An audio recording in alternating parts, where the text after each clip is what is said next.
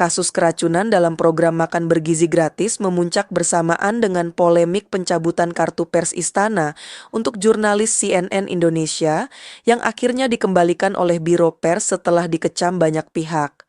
Dua peristiwa ini menguji kualitas pengelolaan program publik dan komitmen pada kebebasan pers. Jaringan Pemantau Pendidikan Indonesia seperti dilaporkan Media Indonesia mencatat lonjakan kasus. Per 27 September jumlah anak yang keracunan akibat menyantap makan bergizi gratis disebut mencapai 8.649. Angka ini memicu desakan evaluasi menyeluruh atas dapur dan rantai penyediaan menu program. Sabtu sore di Pangkalan Udara Halim Perdana Kusuma, Presiden Prabowo baru saja mendarat setelah sekian hari berada di luar negeri, salah satunya adalah menghadiri sidang tahunan ke-80 Majelis Umum PBB untuk bicara soal Palestina. Dalam kesempatan doorstop, jurnalis CNN Indonesia menyampaikan pertanyaan kepada Presiden tentang langkah mengatasi gelombang keracunan MBG. Dan Presiden yang sudah melangkah kembali balik badan serta menegaskan akan langsung memanggil Kepala Badan Gizi Nasional serta meyakini bahwa permasalahan MBG bakal bisa segera diselesaikan dengan baik. Ya, jadi begini, saya baru dari luar negeri 7 hari, saya monitor ada perkembangan itu. Habis ini saya langsung akan panggil Kepala BGN dengan beberapa pejabat, kita akan diskusikan. Ya.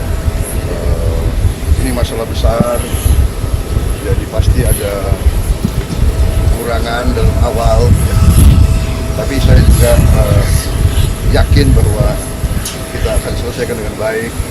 Ya. Kita harus waspada, jangan sampai ini dipolitisasi. Tujuan makan bergizi adalah untuk anak-anak kita yang sering sulit makan. Mungkin kita ini makan lumayan, mereka tuh makannya hanya nasi pakai garam. Ini yang harus kita atasi. Ya. Namun tak lama, pemimpin redaksi CNN Indonesia, Titin Rosmasari, menjelaskan seorang petugas Biro Pers Media dan Informasi Sekretariat Presiden mendatangi kantor CNN Indonesia untuk mengambil ID pers Istana milik Diana Valencia, reporter yang bertanya mengenai MBG kepada Presiden. Pencabutan ID pers Istana ini sontak menuai reaksi yang sama-sama menyayangkan. Mulai dari Dewan Pers, Ikatan Jurnalis Televisi, Persatuan Wartawan Indonesia hingga Forum Pemret.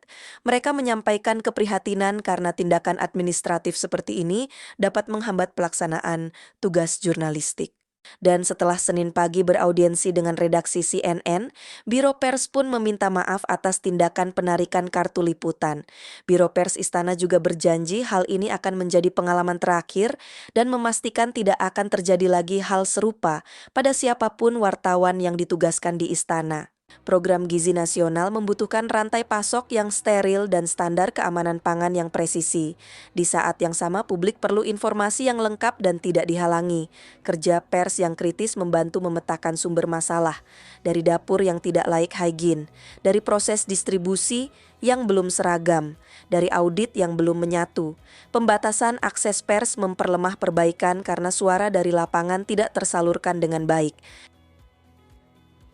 Investasi gizi anak menghadirkan masa depan yang lebih sehat, sementara investasi kebebasan pers menghadirkan pengawasan publik yang lebih kuat. Ketika keduanya berjalan bersama, kepercayaan publik pulih lebih cepat. Anak-anak kembali makan dengan tenang, redaksi bekerja dengan terang, negara hadir dengan data yang terbuka dan langkah koreksi yang nyata. Saya Sasya, presenter Artificial Intelligence dari TV One AI. Sampai jumpa.